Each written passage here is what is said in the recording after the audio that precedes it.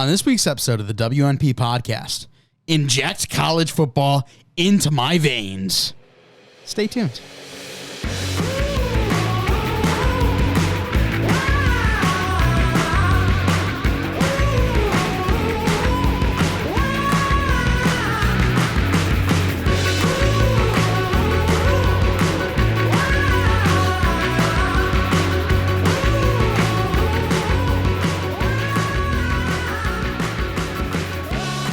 Episode 147 of the We're Not Professionals podcast. I'm your host, Mike Mitchelson, and join me today, as always, my co-host, Chase Grawshaw. Chase, how are you?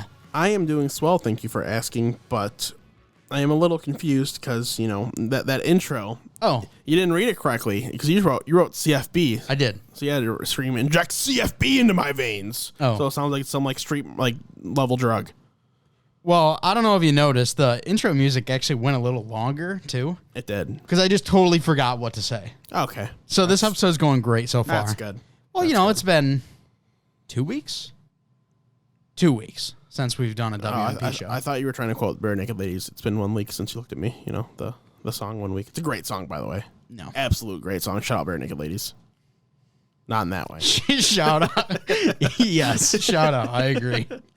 Anyways, on this episode, George, how are you? Do the George noise. Anyways, let's George the giraffe. Still giving us the silent treatment, but yep. We'll move on one day. One day we'll become civil adults. To be honest, though, the silent treatment from George is probably better than anything else any of the other guys could give us. That's fair. That's definitely fair. A lot of their takes are... Yeah. All right, on this episode of the WNP podcast, we are going to be talking about some news with college football. But before we do that, we are actually going to talk about some quick NFL news because we had a little bit of breaking news earlier today. So we're going to mention that very briefly, but this is a college football-oriented episode. Going to be going over the big movement that is going on within the Power 5. Talk about what could the future of the Power 5 actually look like.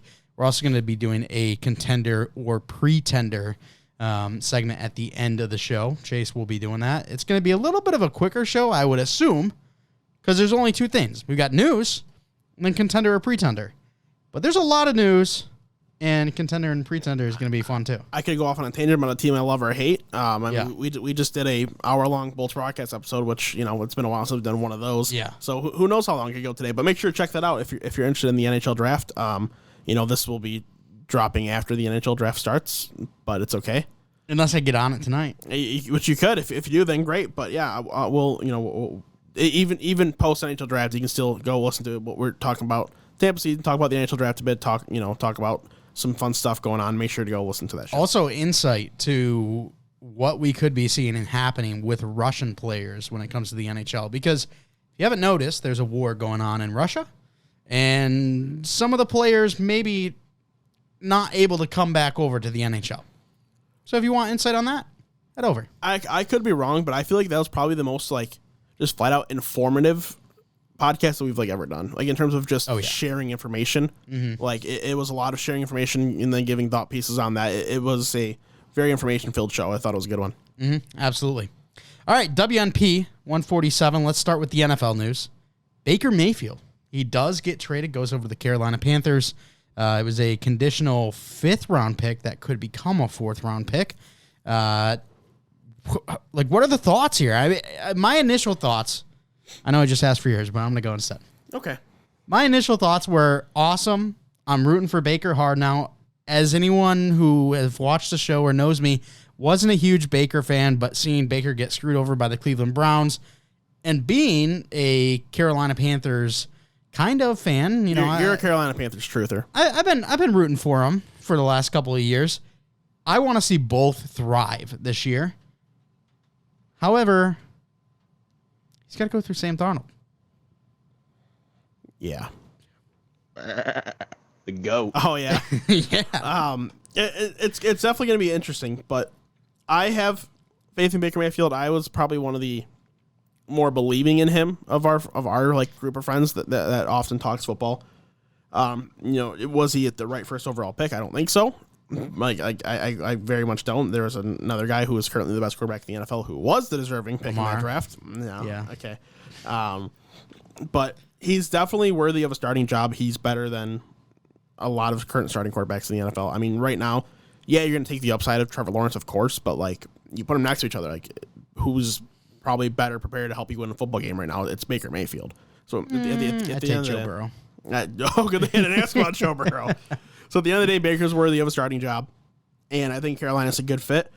You got a coaching staff, I mean, truly on their last legs. If this year goes wrong, they're out. There's zero chance that they get to stay around if they don't at least improve and become a playoff contender. If they're not a playoff team, at least a contender. And Baker is a guy who I think can help with that. I think he'll be good for DJ Moore. I think he'll be good for CMC especially. I think he will be a good, jolt for this offense compared to Sam Darnold or Matt Corral, or if they brought back Cam Newton. I think this is truly their best option. I'm super interested to see how Carolina plays it because I feel like Cleveland, they had the necessary tools to make sure Baker Mayfield didn't impede into their success because not a huge Baker Mayfield fan. Don't think he's uber talented, but he can be a good manager, a game manager. And I think that if Carolina plays it right, they can do that because Carolina has a lot of bright young pieces on their defense that have proved they can play very well in the NFL. I'd like to see that defense step up a little bit more coming into this season.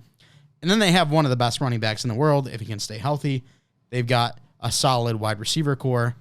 So I think there very well could be a case where the NFC South, just 3 months ago, we thought it was going to be by far the worst division in football. Now Tom Brady comes back. The Saints are looking better than we expected. And if Baker Mayfield can just not shoot the team in the foot, they could be successful as well. Absolutely. But it really does, depend on a lot of younger guys stepping up, the Derek Browns and the J.C. Horns. like Jeremy Chin. Jeremy Chin's already at that level, so he doesn't really need to step up. He just needs to continue. But, they got some young guys that really do need to step up, and there's enough there for it to work. I don't trust the offensive line by any means, but there's enough there in pretty much every other aspect of the team where if things just kind of go right, they catch the right breaks, they could squeak into the playoffs. It truly could happen. Now, we saw Carolina do this with Sam Darnold last year. It looked good in the first 3 games, then completely fell apart. No. It looked tremendous. He looked like he was like college self, like what was hyped coming out. It was like he was ready to go. He was running the ball all over the place, looking great. It was awesome. So, and then it completely fell apart. Oh, it just absolutely dismantled. What do we expect this time with the Baker Mayfield situation? And, hey, I did see a tweet. I don't know who it was. I don't know if it was Schefter, Rappaport, Field Yates. I don't remember who. But someone came out and said, maybe Baker Mayfield doesn't win the job immediately. Sam Darnold's been in there. He knows the system for an extra year, blah, blah, blah, blah, blah. Sam Darnold could still have a chance. 0% chance. Baker Mayfield's the better quarterback. He just is. It's very clear at this point. And I would really expect what we saw more in line with the 2020 Baker Mayfield than the 2021 Baker Mayfield. He played it last year pretty banged up. It was pretty obvious that he was fighting through things. And, power to him for trying to do that, but it didn't work out very well. This is a quarterback who he at one point did set the record for passing touchdowns and passing yards, whatever the hell it was. I think it was touchdowns in a season for a rookie quarterback. He's a good enough NFL quarterback who is, when healthy, when playing on his game, is not going to screw your team over, and he's just a better bet than Sam Darnold is in that aspect. So I got a hard time seeing him not start day one and really being like what Teddy Bridgewater brings, excuse me, but like at a higher level. So like a tier up of Teddy Bridgewater where he's not going to lose you the game, but he's not going to win you the game. Where Baker Mayfield could maybe win you the game every once in a while, but he probably won't lose you the game. That's what I expect. And very quickly, fantasy implications. What does Baker's value look like? What does maybe DJ Moore, Christian McCaffrey, not CJ McCaffrey, and maybe even like Robbie Anderson, Terrace Marshall. What are we thinking with the different values there? Much of a change? Not really. What are you thinking? Probably not much. I would expect, CMC's already at a top 5 at worst running back this year right now. In fantasy terms, I mean, he should be the number 2 behind Jonathan Taylor. There's no reason he shouldn't be. So I don't think much changes at that point. DJ DJ Moore, maybe you can trust a little more that the ball's going to get to him a little bit better than it would if it were Sam Darnold or maybe Matt Corral. So maybe he improves a little bit, but I don't expect really much change, across the board. And then in terms of what Baker is going to be as a fantasy asset, I mean, he's just like a low end QB2 at best, really. Like I don't know how much I expect. I even if I think he's a quality NFL quarterback, I'm still like, I'm not going to be drafting him like in my fantasy drafts. Even in super flexes, I'm going to be avoiding it just in case it doesn't go well. Do you like Josh Palmer, the LA Chargers? I do. Because little sneak peek for anyone in our Dynasty League, I got offered Josh Palmer for Baker Mayfield, and I was very intrigued. I think I'm going to take it, but I'd like to get your thoughts on that. Just at this point, I've got Justin Fields. I've got Kirk Cousins. I think I still have Kirk Cousins. Anyways, I've got 10 first-round picks next year. I think I'll be fine if I give up a Baker Mayfield. You're in single quarterback. You can give up Baker Mayfield for a receiver whose talent that you like, and if the receiver flops and Baker does great, whatever, you still have Justin Fields, Kirk Cousins, and if one of those guys flops, then great, you can draft C.J. Stroud or Bryce Young this year. Yeah, I mean, I think Palmer's pretty talented, and he's the obvious 3 right now in L.A. Yep. And I don't know. Mike Williams obviously just got his contract, but Keenan Allen getting a little bit older. I think he's 28, 29 now, so who knows? 29's a prime year for receiver, though, so we'll see. Could be a little upside there. We'll see. All right, well, let's now talk about Jimmy Garoppolo and how this affects him. I don't know if you saw, but the Seattle Seahawks said they're going to roll with Geno Smith and Drew Lock. So it doesn't sound like that's a destination for Jimmy G. Obviously, we talked about a couple weeks ago that Jimmy Garoppolo most likely to be a cut candidate rather than a trade candidate. And now that looks even more to be the case because there's really no teams clamoring for quarterbacks anymore. Do we see Jimmy G get cut? Or does he stay around? If he does, he's most likely beating Trey Lance again. I mean, Trey Lance is the start. They pretty much already said that. It would take Trey Lance drastically falling apart or an injury, hopefully it doesn't happen for anybody, for Jimmy G to start any games in San Francisco ever again. I got to imagine he's cut by the end of the month. Like, I don't think they're going to wait too much longer. Explore a couple trade options. If there's anything out there, see if you can get literally anything in return. If not, cut him, move on. I don't know why unless Seattle wants to tank this year, like they very well could. You trade away Russell Wilson, you're not in a position to be a contender, so maybe you're willing to take a couple blows for a year or two and then move on. But like Jimmy G probably adds 2 to 3 wins to that team just because of how horrendous Drew Lock and Geno Smith are. So if you're really in the nature of competing right now, then you go sign him when he gets cut. If not, then I don't know where he ends up. I mean, maybe Atlanta wants some more insurance other than Marcus Mariota. Maybe, now that we're looking at a possible Deshaun Watson suspension, maybe Jimmy Garoppolo hits free agency and they sign him there. Maybe they can trade like a 7th round pick just to get the chance, just to make sure that they get him. Maybe something like that happens. I don't know. But he's going to be on a roster by the time the season starts, and I don't think it's going to be the 49ers. Mm-hmm. Going to be tough. Yeah. I've got no clue where he's going to go right now. So if the Browns do end up losing Deshaun Watson for the year, it seems like a pretty good fit. It would seem like it. Because Jacoby Brissett is not it. Right. But, I mean, can Jimmy G really go toe-to-toe with Lamar, Joe Burrow, Kenny Little Hand Pickett? Yeah. There's no incentive for them to lose now, though, the Browns. Like, if they lose, that sucks. You don't have your first-round pick. So, I'm okay with that. Yeah, well, I'm sure you are. But now they have to try to win. So if they don't go out and try to get Jimmy G, especially if D-Watts gets suspended or if they can get him for cheap insurance policy, then that's just another mismanaged step by them. Browns gonna Browns. Yep. All right, let's now talk about college football. Ooh. Get into the main goodies. And before we talk about all the chaos that has happened in the college football world, all the movement, I do want to talk about the Pac-12 and the ACC, talking a loose partnership. And I believe that would be for this year. This would make it so they have a championship game in Vegas, little ACC Pac-12 competition. Looks good if it is for this year and even 2023. But going beyond that, who even knows if these two conferences are going to be around. Yeah, well, they'll be around. It'll be instead of the Power 5 group of 5, it'll be Power 3 group of 7. Right. Like that's what we're really looking at here. And this is something I had a feeling like something these two conferences would try to make some sort of move. Maybe not necessarily this, but they were going to try to do something to combat these teams all fleeting towards the Big Ten and the SEC and the Big 12. So I think it's a good step. It could be something pretty interesting if they want any chances of surviving as Power 5 type schools, Power 5 type conferences. Then this has to be done. You really got to try to find ways to support one another. I think it could be pretty fun if, say, the top two teams from both the Pac-12 and the ACC can play like their little mini version of a playoff to get to their championship game. I think that would be pretty cool. Because even when the bigger schools leave, even if like Clemson were to leave the ACC, like there's still some at least okay teams. Like Boston College had a history of some success. Maybe if Clemson leaves, they get a chance to take over the top spot. Maybe we see Virginia Tech make a little comeback. There's still quality football programs within these two conferences. Mm-hmm. Maybe not necessarily along the lines of right now the Georgias, the Bamas, the Michigans, but there's still talent to be had. So I'm happy that they're trying to take the steps to try to keep themselves alive. Yeah, Wake Forest, NC State, two teams that are really fun to watch as well. And hey, they could be contenders or pretenders. Actually, they're not on the list, but they are teams they're that both pretenders. I'll tell you that right now. I don't think so in the ACC. Well, in the ACC, no. But like in terms of being a ranked football team, they're pretenders. I think that would be top 25.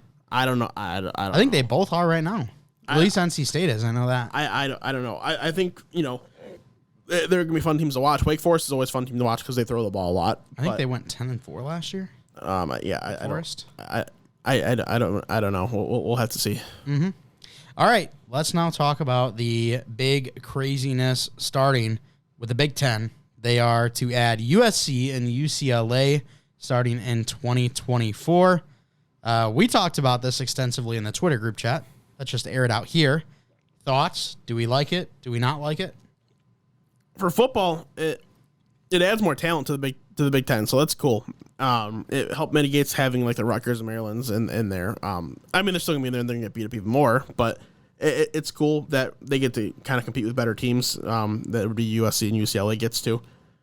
It sucks for about every other sport than football because right now, you got to imagine that the softball, baseball, soccer teams aren't getting the same treatment the football does. They don't get the same travel, so having to go from California to Rutgers, New Jersey, that's a hike. That's quite the distance. So I feel for the smaller sports a little bit, but in terms of the actual football, which is really the sports I'm gonna be watching, it's going to be fun. What would be cool, what I really want to see come out of this is USC and UCLA.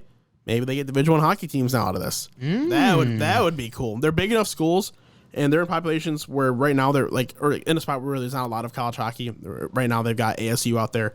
UNLV is trying to get up to there. So they could add teams out there, and I think it could work because California hockey is growing to be pretty big, actually. So that would be pretty cool, but I don't know. They're like happening. At the end of the day, this is really a football move, and I think it's going to be good for the talent level of the Big Ten, but maybe not great for college football. I think it also helps basketball a little bit with UCLA being a bit of a powerhouse. Sure. They're going to be joining Michigan State, Iowa, some of the top teams over there in the Big Ten. So that's going to be exciting as well. I think overall, very happy with the move. I think USC, Michigan, Notre Dame, all teams, all programs that I think of like very high prestige. Would love to see Notre Dame come into the Big Ten with all of this merging that we're seeing going on. The only problem that I have with the addition is it's going to be a little bit weird seeing USC play in snowy Penn State. It's gonna be great because a lot of those kids, especially the kids that are from Southern California, they're gonna be rattled the first time. They're gonna be shocked. Yeah, you gotta go to the Midwest in a November game when it's already snowing and it's 20 degrees outside. Good luck. It's gonna make for some fun football. I'm looking forward to it. Yeah. Excited overall, though, about the big change. And then you and I, we've talked about it on the show before, Texas, Oklahoma. When are they going to join? We heard as early as 2023. We saw as late as 2026. It was reported earlier that it's likely in 2024. It makes even more sense now with USC and UCLA moving to the Big Ten in 2024. Yeah. So if you're going to have a big shift, might as well do it all at one time, right? Yeah. So it's fair, and it can't come soon enough because Texas and Oklahoma are just they feel like they should be SEC teams based on their prestige of the school. Texas has had some struggles recently, but Texas is back, baby. They are back, so it'll be good that they're gonna be back in time for the SEC. And then Oklahoma is a program that they're trending in the right direction as well too. They've had a lot of success the last few years, so I'm glad that we'll see them sooner rather than later. And it's gonna be very, very different by the time that the 24 college football season rolls around. Really, it's at that point the ACC and Pac-12 will still be fighting to survive, but it's really going to be a Power 3 conferences officially at that point. Yeah, and I'm super excited to see Texas and USC both moving. They're kind of in similar positions right now where they're back. They have back, not baby. Been there in a long while, but they get the right coach in place. At least we would assume so. We haven't seen Lincoln Riley do anything with USC yet, except for obviously the recruiting and the transferring process. And then Texas, I mean, they went, what was it, 5-7? 5-7, baby. So they would have went 0-12 if it wasn't for B. John Robinson. Yeah, so Sark, interested to see how he puts it together actually on the field. Obviously, we know recruiting, he's done phenomenal. Brings in Quinn Ewers, brings in Arch Manning now, so it's a lot of excitement there. But let's now talk about the Big 12, as they're in deep discussions to add 6 teams, all from the Pac-12, and that is Arizona, Arizona State, Colorado, Oregon, Utah, and Washington. Really, there's 2 big grabs here. Utah and Washington. Those are the 2 largest Oregon's grabs. Pretty huge. I thought this said Oregon State. No. Okay. There's three big names here. Mm-hmm. Oregon, Utah, and Washington. 3 teams that are consistently ranked. Washington does a great job setting guys at the NFL, especially in the defensive position. Oregon's had a lot of success. Utah is just a very, very good college football team. Mm-hmm. So the other 3, still quality teams, going to compete, going to send guys to the NFL, but it's really for those other 3 in Oregon, Utah, Washington. It'll be good if that works out. Then Arizona State, and Colorado, if they go, it'll help to kind of just keep things evenly balanced. And when this does happen, because I feel like it's going to happen with the way things have gone, that's when it's officially goodbye to the Pac. Yeah. Like no longer exists. You essentially just became the CUSA or the Sun Belt. Yeah, and Rich Eisen, he jumped on it immediately, obviously being a Wolverine. He said the Big Ten should immediately go after Stanford and Cal after seeing this news, which... Kick out welcome. Maryland and Rutgers. That's fine. Stanford and Cal. Welcome. That would be cool. You know what? Let's make the Big 12 the Big 20. I like the Big 10, sorry. The Big 10, the Big 20. Just double it. Mm-hmm. Let's just have 2 Big 20s. Yes. Big 20 North, Big 20 South. I like this. But we're going to have a lot of California teams, so. Fine, then North, South, and West. Sure. I think overall, we're looking at, after this all takes place, we're looking at a Power 4, but realistically, the ACC goes down with them. I'm sure Clemson, NC State, Wake Forest, they're going to be moving around as well. Clemson's the one that's keeping the ACC alive. The Wake Forest and NC State, sure, they're teams that compete, but Clemson's the only one keeping that conference. If they left, they immediately wouldn't be Power 5 anymore. Like that. That's how much power Clemson holds. So if this does happen, Clemson will bolt. I think they'll try to get into the SEC, and that'll be just the absolute dagger to the heart. And then Notre Dame needs to stop being selfish and just join the Big Ten. Yes, please. They should have joined the Big Ten years ago. Oh, man. It would be great. It would make competitive football. We wouldn't really see very many undefeated teams anymore if all this were to happen, which all this is happening. And I'm all for that. It would be a lot harder for these for like the AP to rank these teams, because at the end of the day, there could be a 9-3 Michigan team that should be a top 3 team in the nation. Just their 3 losses, or top 4 team. Their 3 losses were to 1, 2, and 3. Like that. That's a very real thing that could possibly be happening. And then you get like an NC State who's in the ACC and they're undefeated because they're playing peanuts. Mm-hmm. It's going to really change college football. It's going to change the ranking landscape. It's going to be very unique to see. I think it's going to be super interesting. I've seen a lot of people already say that, like, we're in the end times of college football, like hating everything that's happening, hate that the Power 5 is going to be no longer, very likely to be a Power 3. What are your overall opinions on that in comparison to what we currently have? So I understand that the hate. I wouldn't even be against just you know what, screw it. Just get rid of all conferences. Every team just a free for all. But I like if I understand why this conference is to help kind of, you know, categorize teams a little bit better. But so I understand why people are concerned because the Power 5 and Group of 5, it's a good separation. It's, you know, it helps you kind of, you know, when these kids are going, you know, trying to play college football, they're like, oh, I want to play at a Power 5 school. Yeah, it's going to be different now that it's going to be changed. But at this point, it's happening. Just kind of accept it, move on, be excited for what may come, and it's just kind of a wait and see. If it flops, then it flops. But I think it's going to create for a more unique style of football. It's just, you know, more interesting storylines. I think it's a good change for the game. Yeah, I wasn't super excited thinking about it because we already have the NFL. Yeah. Seeing the Power 5 is something completely different that we haven't seen in the football landscape. So seeing all the differences and it being categorized, you know, mainly on location and everything, love that. You got to think, is it a national sport or is it a regional sport? If college football is more of a regional sport, this is really going to hurt it. But if it's a national sport, which I tend to think it is, I'm very excited about college football. Almost more excited for college football than I am for the NFL. I am going back and forth with it because I like the uniqueness of it, but at the same time, I know that with this, we're going to get a lot better competition. Yes, so. It's going to make for, like, I don't want to see like 3 or 4 teams go undefeated, only have 1 loss. I want to see, you know, a national championship where the team in the national championship has 2 or 3 losses because they played such a hard schedule. Like I want to see that.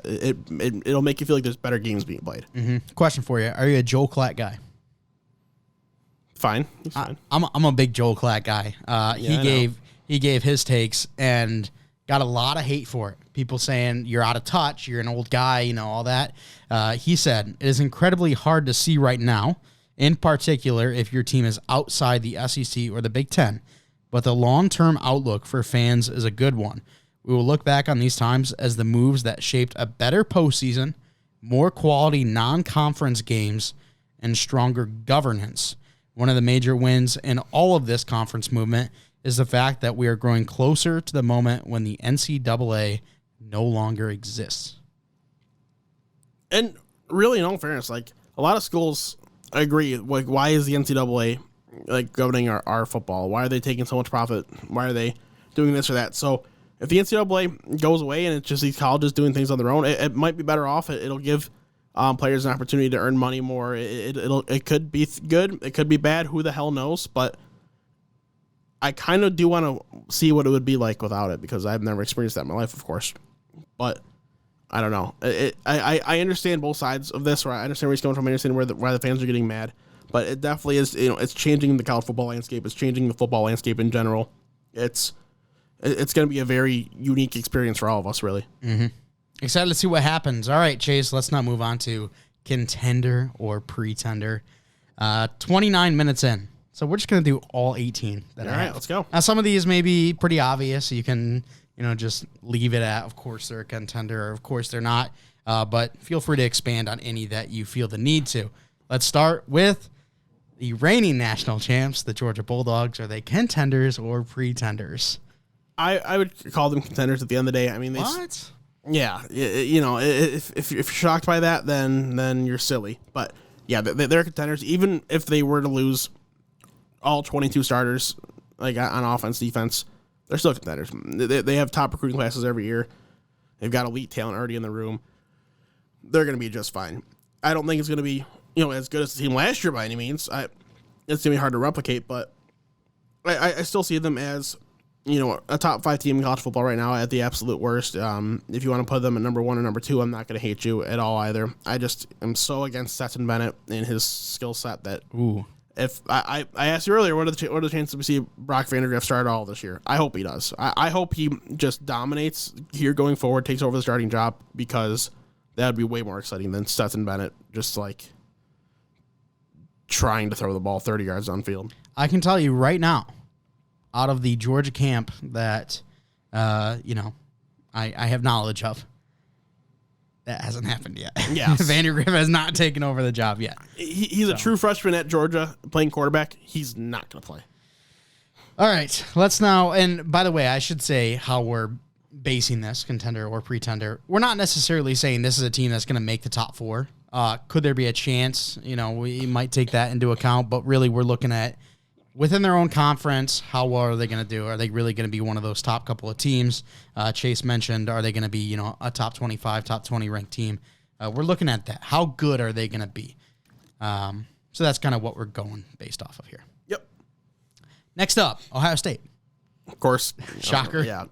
Shocker, contenders. My number 1 team right now in college football is Ohio State. That's the team that I will be betting on. I have not placed any bets yet, but that's the team I will be betting on to win the national championship. It's the team I will be betting on 2 players, I might even throw it on all 3 to win the Heisman between C.J. Stroud, Travion Henderson, and JSN. Mm-hmm. It's just a ridiculous group right there. The defense with Ohio State is always star-studded. It's always, very competitive. It's going to be a fun team to watch, and it sucks saying that, being U of M or Michigan State fan, whichever one I'm, at any given day, I'm usually supporting both of them. So it's going to be tough seeing Ohio State kind of dominate the Big Ten this year, but I would safely say Ohio State goes undefeated. Yeah, I think those 2 teams were, without a doubt, obvious contenders. I think these next couple probably going to be in the same boat as contenders, but they have question marks around their team. They're not, flawless like some of these other teams. So we'll start with Clemson, a team that really underperformed last year. DJ Uiagalelei did not perform how we expected him to. Yeah, this is a tough one. I think I'm gonna call them pretenders again because I think it just needs another year to kind of really reset. You got Kate Klubnik coming in, and I think he's going to be the answer to their problems down the road. But I don't think he's gonna start this year. I think DJ was gonna be back starting, and he just kind of underwhelmed last year. He didn't really look good at any points. But once Klubnik takes over, following this season, once we see they've got a good talented wide receiver crop coming in. Once we see them develop, they're going to go back to being a very strong offensive team, and then their defense is always just kind of whatever. But when they're playing an ACC schedule, their defense, it really doesn't matter how good or bad it is. Their offense is usually good enough where it's fine. So I think they'll be fine within their division. Maybe still a top 2 to 3 team. Well, should still be a top 2 to 3 team, but playing out of conference, I think they're bound to get worked. Yeah. And we also should talk about with this team, both of their coordinators leaving. Brett Venables going over to Oklahoma, and then Todd Bates also getting a promotion over on Oklahoma. So they both decided to dip on Clemson, head over to Norman. So yeah, it's gonna be interesting. I think it really just needs one more year to kind of fully refigure itself out, rekindle itself. Yeah. All right, let's now start to talk about teams within the state. Start with little brother, U of M. Little brother. What do we think about the Wolverines? The team that saw the college football playoffs last year. They are the team that got spanked by them Spartans, baby. I mean, they're contenders. They just are. Sure. Just put your freaking microphone down. Sure, it's tough when you lose Aiden Hutchinson, when you lose David Ojabo, when you lose Dax Hill. You're losing 3 legitimate. Or when you lose to the Spartans. Oh, okay. or when you make it to the college football playoffs. And you're losing 3 legitimate stud defenders. But the offense, it kind of untouched. You got a lot of the same guys still in play. You still got Cade. You still got JJ. You still got Corum. You still got Donovan Edwards. You got Ronnie Bell, who's going to be back and healthy. You got Eric All, the tight end. They're set on offense. The offense is going to be very, very, very good. I think we're going to see even more of a split than we did last year between McNamara and JJ. I wish McCarthy just got the starting job, but I really don't think it's going to happen. But it's going to be a unique combination with those 2 guys as the 2 quarterback system. The 2-headed monster in that backfield between Edwards and Corum is just incredible. They're going to be fun. They're absolutely contenders. They're my second place team in the Big Ten behind Ohio State this year, very, very safely. Someone that I think they're bound to lose a game or 2 because they always do. Mm-hmm. But how are they not a double-digit win team at least? Like they have to at least be a 10-win team. There's no way they're not. I would say if they're not, then last year was a fluke and Harbaugh's going to Harbaugh. That's the only way. But from what we saw last year, I don't think it was. They looked good doing it last year. Sure, you don't have Hassan Haskins anymore by any means. He was a great help, but like they're going to be just fine. And they looked good as a whole. Hassan Haskins, he had good moments, but he wasn't like some dominant running back, where I think Corum and Edwards are going to be a just unbelievable tandem. Both guys that are future NFL backs. Most excited Wolverine fans have been since Harbaugh's been here. It's got to be. Since he got hired, everyone was like, oh, this is awesome. This is going to be great. And, I was one of those guys. I was all for it. This has to be the most optimistic the Michigan fans have felt since then. Yeah. Every preseason, it seems like Michigan fans maybe not as excited as they should be this year. Very reasonably so, making the playoffs last year. Also, you said losing some of their stud defenders and Aiden Hutchinson and Dax Hill. Yeah. Go Lions, go Bengals. Go Lions, go Bengals. How about that? All right. Next up, Michigan State, the big brother of the of the Michigan teams. This is where it's tough because they're that team that's like right there. You're not going to like this, but I'm going to call them pretenders, and not because they're going to be like a bad team. I think they're more of like that, go 8-4 in the regular season play, which that's a great record. I'd leave them as a ranked team, but I think they're bound to be 3 or 4 in the Big Ten, kind of like at best. Wisconsin's a team that's got a good chance of usurping them, and it's just going to be tough without Kenneth Walker. He was so much of that offense last year, and yeah, they got some nice recruits coming in, but that's going to be better for 2-3 years down the road, not necessarily this season. You're not going to see a lot of those freshmen come in and make big impacts. So I think State, their last year was a little bit of a fluke. And not necessarily, a fluke's not even a great word for that, because it was a step in the right direction, really. And this year it's going to be look like a step back, but I promise you it's not. It's setting themselves up for the future, so I would call them pretenders. Yeah, I think it's a fair point. I mean, you mentioned Kenneth Walker. The guy was one of the best players in the world and should have been in the Heisman voting. He was the best up until he got hurt and then didn't really get to play in the Ohio State game. Because they just kind of kept him off the field because there's no point when you're losing 49-0 at halftime. Up until the point, he was by far the best player. Wasn't a debate, and even after that, he got limited play, but still looked good. Like, he was the best player last year. He deserved it. And Mel Tucker, only coming into his third year, he's still trying to put the team together. Had a lot of transfers again this year. How is that all going to work? We'll have to wait and see. Dude, his recruiting class, though, this recruiting class was a beast, dude. Was very strong this year. A lot of 4-stars coming, a lot of surprises. It's only a matter of time before they land a 5-star or two as well. Well, yeah, I mean, when you got freaking Bentleys and Corvettes and stuff just out on the field for your recruits, yeah, I mean, that'd be pretty cool. Oh yeah, absolutely. Cool stuff happening over at Michigan State. Let's not talk about Oklahoma losing Lincoln Riley. They bring in the new coach, Brent Venables. They lose their 2 starting quarterbacks from last year. And there's just a lot of question marks around this team. Yeah, I'm not feeling great right now. No? I would probably call them, oh man, it's another team around the line. I might call them contenders just based on kind of, their in-conference play. They might be all right. But are they going to be like a top 5, top 10 team? No, I think they're a team that's, but bound to find themselves more in that like 12 to like end of like the top 25 rankings. I think that's where they're bound to be. I think they'll finish that way. Probably be an 8-9 win team. But I could very well see this falling apart for them because of the massive changes, and losing a quarterback like Caleb Williams is tough. I could really see this falling apart. Yeah. It's just a wait and see thing for them. And Oklahoma's identity has always been poor defense, make up for it with great offense. Yes. Right now, not really sure if that's going to be the case this year. You got Brent Venables, who is a long-time storied defensive coordinator. Are we going to see the same type of play? Probably not. And then quarterback Dylan Gabriel out of UCF, going to be their new head guy. So, and I like Dylan Gabriel, which is why I feel a little bit better about calling him a contender. I think he's a quality NCAA quarterback. But if he struggles at all, it's going to fall apart because he's going to have to carry the load. Right. A lot of questions there. All right, Chase, you mentioned Texas and that they're back. Is that actually the case? Are they actual contenders? They're so back to being an 8-win team this year. Oh. And that's kind of contenders in their division, but I think they're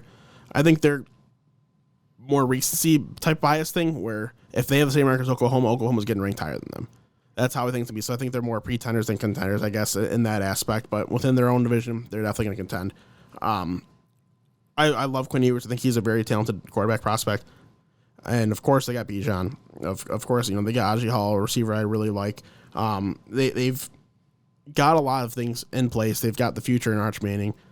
But it's going to take another year or two. By the time they're in the SEC is when they're going to be good, and I think they're going to compete in the SEC because they're going to have Arch Manning ready to go. They're going to have those recruiting classes. Like this recruiting class for 2023, they're already loading up on 4 stars and 5 stars. They're going to be in good shape. But this year, it's just not enough. I mean, we saw Bijan try to carry the team last year, and 5 wins is what they were able to muster. I think they're going to be better off because they got better quarterback play, but the defense is still not really anything that I love. If Quinn Ewers played like anything at all last year and showed anything, then I would say they're contenders because I think if they have good quarterback play, and then we obviously know Bijan, he should be one of the favorites for the Heisman. I think that they can do it, especially because how poor they were last year, a lot of it came down to choking games, not keeping their foot on the pedal in the second half. I think out of their 7 losses, like 5 of them came on comebacks that they gave up in the second half. Yeah. So that can't happen again. I don't think it will happen again. I think they learn from their mistakes, but I don't want to agree because I want to see Bijan have success at this level before he moves on. But I think it makes the most sense that Texas, yet again, a pretender. Yeah, absolutely. All right, talking about teams that are back, though, USC. They bring over Lincoln Riley, Caleb Williams, bring over the Biletnikoff winner. What are we thinking? I don't know, man. It's exciting. It definitely is exciting, but I'm not sold on Jordan Addison. I think he's a good college football player, good receiver. I don't think he's some elite talent. I think he benefited from Kenny Pickett having a big year and him being the clear-cut, just best receiving option in that offense. So it's going to be interesting, but Caleb Williams is a hell of a football player. There's no denying that. It's really going to come down to how much is this offense going to outweigh this defense. A lot of teams that we're talking about here today so far, it really feels like it's going to be your offense has to outplay your defense, and I think it's going to be the same type of thing for USC.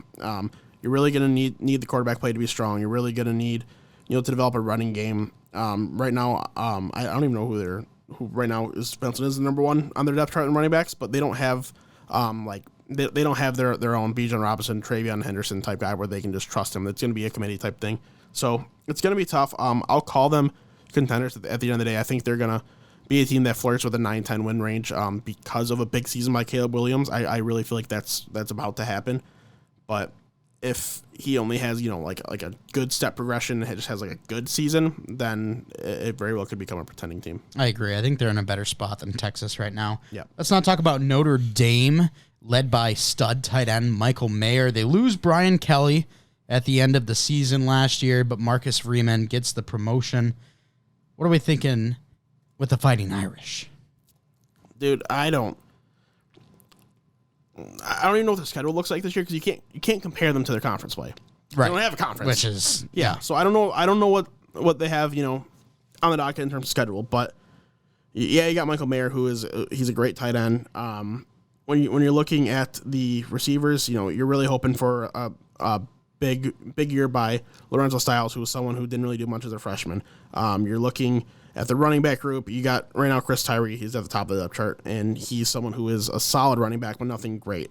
So the offense, it's going to be really hoping that Tyler Buckner can have one hell of a season. And then looking at the defense, I'm trying to recognize names that really stand out to me that are just going to be absolute dominant guys. And there's some good names. Don't get me wrong. There's some returners to this team, but it's no one that's oh, this is locked and loaded. They're going to be studs. So it really depends on how their schedule is. I'll call them contenders because they'll probably find ways to win games. But, we even saw it last year. They very ugly, I don't know what the words I'm looking for, disgustingly won the games that they did last year. Mm-hmm. All right, well, let's talk about another team that was in the national, or not the national championship, but another team that made it to the top 4, that being the Cincinnati Bearcats. Didn't see a lot of success in the college football playoffs, losing immediately to the Alabama Crimson Tide. They lose a lot of pieces through the draft, 9 total picks. It's good for them on that one, by the way. For sure. But what do we expect for Luke Fickell and the boys? It really does suck when, your top receiver, in my opinion, Alec Pierce, and then Jerome Ford is a quality running back. When you're losing them, it's tough. Desmond Ridder, of course, is moving on to the quarterback position. And I don't really know much about the quarterback who's going to be taking over the job this year. Don't even know the guy's name. So, I would just assume that for whatever reason, I just feel like that team has a good backup quarterback and someone who's going to come out and play well. I think that they're gonna play well, but I still don't think it's enough to overcome. And they're probably going to be pretenders on the national scale, but they do benefit from being a Group of 5 school, so they should be very well contenders in their conference and in their division play. But national scale, I don't really see them being much of a ranked team. Mm-hmm. I agree. Let's not talk about Ole Miss and one of the teams that benefit from the transfer portal, bringing in Zach Evans, a player you and I are super high on. Lane Kiffin has shown a lot of promise over there in Ole Miss. They also brought in Jackson Dart from USC. Yeah. What are we thinking about this SEC team? Man, I don't know. I really don't, because I think it's just like a very solid football team. I really like Michael Trick, the tight end. I do like Zach Evans, but Zach Evans also came over to Ole Miss because he was told that he wasn't going to be like a workhorse guy. He was going to keep his body ready for the NFL. So we're going to see a lot of Ulysses Bentley as well. Maybe we'll even see some more guys lower down in the depth chart too. So it's a team that I feel like would have to be carried by a quarterback play or by running back play. Maybe the defense can play good as a whole. I don't really know a ton of names individually on this defense, so I'm going to call them pretenders. I don't think they're really going to be anybody that's going to have any sort of national attention quite this year. Maybe if Zach Evans returns for a senior year, which he's not going to, based on what it all sounds like, for no reason he does, you'll have Jackson Dart, who will be second year starting for Ole Miss. Maybe they could be better off then, but right now I just don't see it. I think that this is a team that really excites me, and if they weren't in the SEC, they were in the Big 12, the Pac-12, the ACC. This is a team that I could see being a contender. Yeah. But because of the competition that they have to play in the SEC, I'm not sure if they get to that level. That's fair. Next up, let's talk about Utah. The Utes. They've been one of the best teams out in the Pac-12. Do we expect them to continue that path of dominance? I would say so. I would call them contenders. Here's the beauty with Utah. They're a great college football team.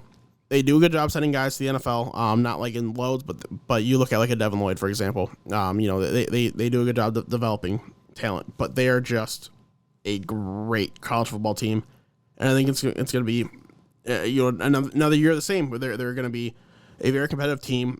They win off of just sheer pure team defensive effort and providing some offense as well. And I think that we're bound to see.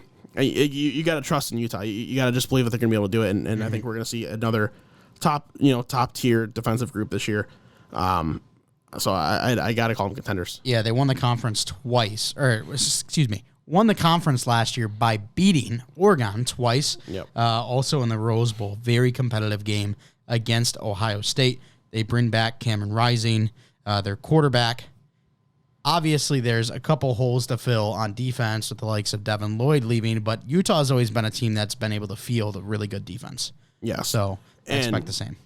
And the linebacking group, just be prepared, because the linebackers are always just solid. So you can be on the names for Kareem Reed or Mohamed Diabate, I believe is how it's pronounced. So expect someone to come out and break out in a big way. I think we're gonna see a good Utah team this year. All right, let's now talk about two teams that have darlings at the quarterback position. Ooh. At least those darlings being in the draft community. Let's start with Miami, Tyler Van Dyke. Do we expect this Miami team to be able to make anything happen within the ACC, and then could they do anything at the national level? Oh, dude, I hope so. I hope so, because I am a huge believer in this whole team, this whole offense especially. I am a big Tyler Van Dyke fan.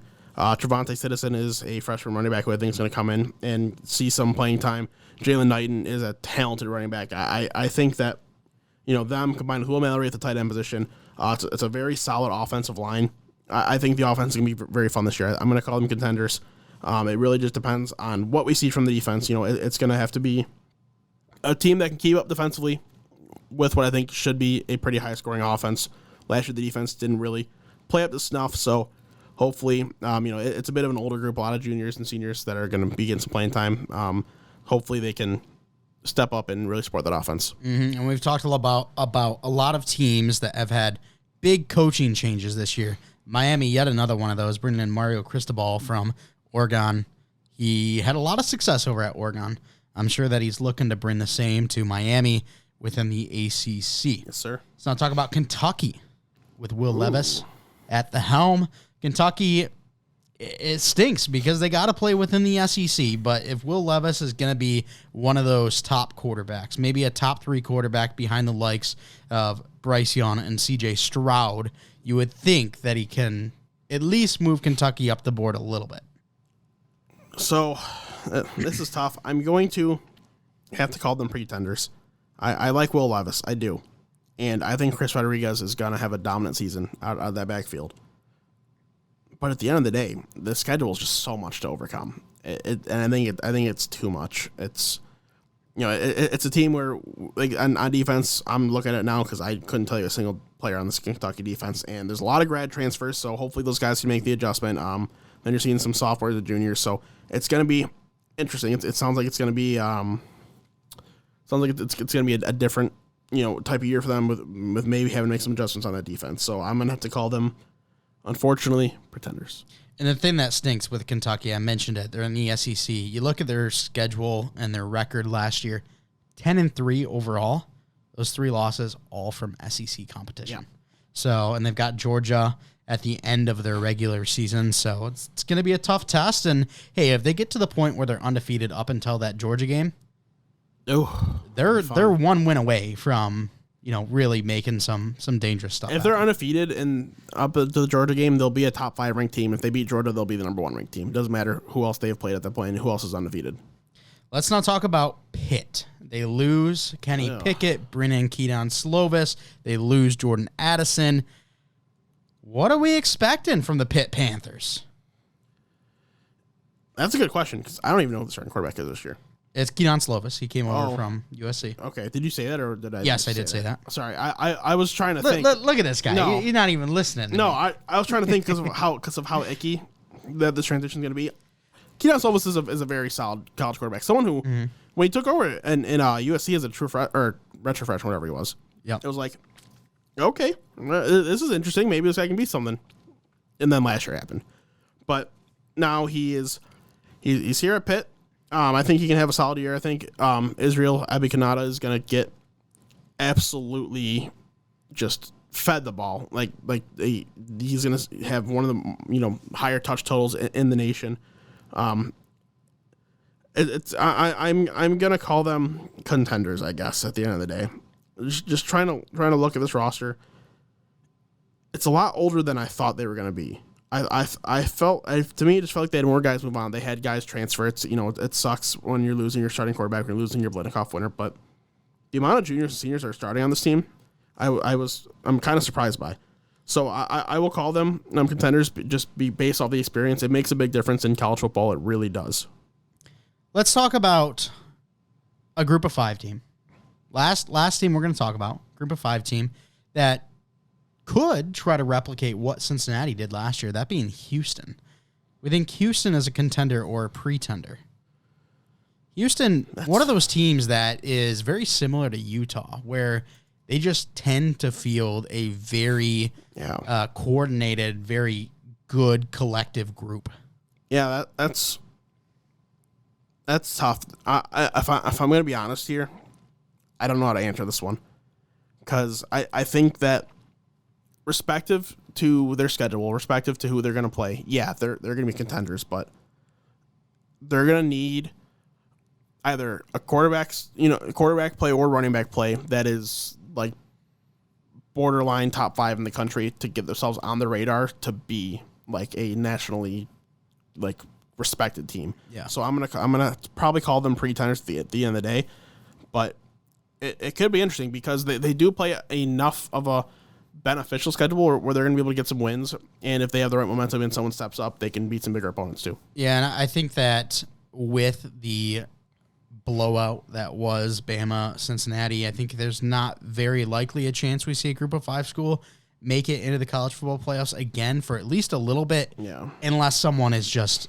like tearing through everything. I changed my mind. They're contenders because their kicker's name is Bubba Baxa. There we go. Bubba Baxa. What a name. What a name. 2 quick honorable mentions. You don't even have to give too much insight, but West Virginia with new starting quarterback JT Daniels, and South Carolina with new starting quarterback Spencer Rattler. They're gonna be fun. They're gonna be fun to watch for sure. It should be interesting. A team that I want to say, keep on your radar. Kansas, baby. Big year from Devin Neal coming up. I'm a huge Devin Neal fan, running back out of Kansas. He was a true freshman last year. Looked very good. I think he's going to be a sleeper type guy who's going to go on and have a dominant season. So as long as the team can offer him some support, look out for Kansas. You like Neal better than Wisconsin's running back, Braylon Allen? Braylon Allen? No. Okay. I can't do that. Braylon Allen was the best true freshman running back last year, and it wasn't close. Oh, wait, Travion was a true freshman last year. I was like, why are you giving me that look? Braylon Allen was awesome, too. It's unreal. It's easy to forget that he was a true freshman because who the hell does it as a true freshman? Right. I think that, like, looking at the 2023 class, for dynasty purposes, it's super exciting. Bijan Robinson, obviously, like, phenomenal. I think when you look at that 2024 class, you have someone who is right there with Bijan Robinson, Travion Henderson. And then I think Braylon Allen, I think as of right now, I'd put him just a notch lower than Bijan, but he could be in that same conversation by the time he's ready to come out. I've seen people that are ranking Travion Henderson over Bijan Robinson so far. I have too. I don't. I'm not there yet either. Travion Henderson is fantastic. If he even like slightly underperforms what he did last year, I would couldn't call him at that point because what he did last year, that's hard to replicate. Like, it's incredible. But if he improves on it, then like, how do you not say it's more exciting than what Bijan was, honestly? Program? Oh, okay. The program, they're playing a harder schedule. Are they? Yes, they are. I mean, the Big Ten outside of Ohio State and Michigan State, kind of a cupcake factory, let's be honest. Haven't... What? Out of Ohio State and Michigan State, put those two teams around. You're just ridiculous. I didn't even click my head what you said because it was so stupid. Yeah, because you don't listen to me, as we saw, a couple minutes ago. But that's going to do it for the show. I want to thank you so much for coming out and giving it a listen. Let us know your favorites for the college football playoffs this year. All 4 teams. Why not? I'm sure Alabama's probably going to be in there, but who else do you have in there? Want to know that down in the comments below. If you are watching on YouTube, if you could, please give us a like, comment, subscribe. We'd really appreciate that. Hit the bell to turn on notifications. If you are listening on a podcast platform, if you could, please give us a 5-star rating and a follow. We would absolutely love you for it. Thanks so much for coming out. And as always, we're not professionals.